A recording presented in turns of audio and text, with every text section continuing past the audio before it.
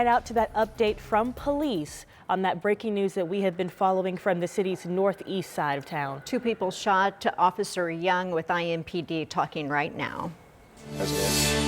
That male refused to come outside or follow those officers' commands. Our SWAT team, or our Special Weapons and Tactics team, they arrived, as well as our negotiators. They negotiated for several hours with this individual. Unfortunately, he did not surrender to those officers. One of those females inside of that apartment was released unharmed. Unfortunately, as officers entered that particular residence, they did locate the alleged suspect and a victim, both who sustained injuries consistent with a gunshot wound. That suspect, we believe, sustained injuries from a self-inflicted gunshot wound. Both of them was transported in critical condition.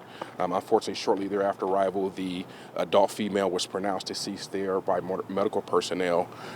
We are not looking for anybody else. We do not believe there's any other suspects. We believe this to be a domestic-related incident. This is an isolated incident, and again, we're not looking for any other suspects at this time. Our victims assistance team, they've arrived here on scene, speaking with family members and so forth. Our North District officers, as well as our homicide investigators, they're canvassing the area, speaking with witnesses and so forth. However, this is an isolated incident, and we believe it to be domestic-related. That suspect, or the alleged suspect, adult male, is in critical condition at this time as we speak at an area hospital. And the female, you said, did pass away? Unfortunately, that adult female did pass away shortly after arrival there at the area hospital. Talk about the response. We know there was dozens of police officers here, SWAT teams. Talk about that type of response needed for a situation like this. Yeah, it's certainly a critical response, or somewhat of an all-hands-on-deck response from our officers. We did everything that we could to have that suspect follow our commands, do exactly what we wanted him to do. Unfortunately, that did not happen.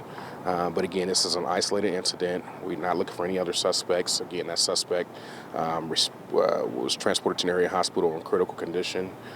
Certainly an unfortunate situation for that victim and her family, and so we'll continuously pray for them and do everything we can as an agency to get them the resources that they need. Can you talk a little bit about policy in the sense that, are you guys allowed to go ahead and go into a home, or you still have to wait? I haven't made it that far yet. Obviously, the investigation is still active and ongoing. Our homicide investigators are here canvassing the area, speaking with those officers who were on scene, trying to get a further information on what occurred. Here we are, 12 days, 13 days into the new year. We have a situation like this. Just talk about, having to respond to something like this. Yeah, certainly disheartening. Any act of domestic. Officer Young there with IMPD updating the media on this breaking situation. This was at an apartment complex near 65th and Shadeland Avenue. We initially were told that it was a domestic dispute and that 2 people had been shot. Yes, and we learned that 2 people were sent to the hospital in critical condition. But as you just heard that update from Officer Young, we learned that the woman in that situation did not survive her injuries. We're told that the other person that is in the hospital right now is believed to be the suspect. They say they're not looking for anyone else in the area.